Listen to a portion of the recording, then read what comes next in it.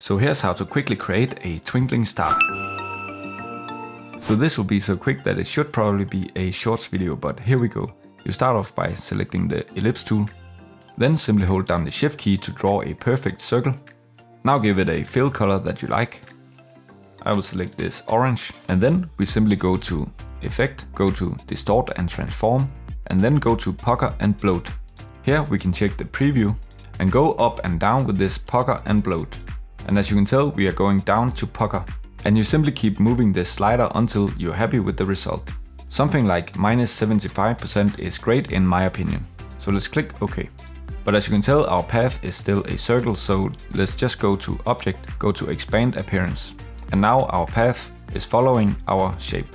So here we have our twinkling star, but a quick tip is to scale it down like this.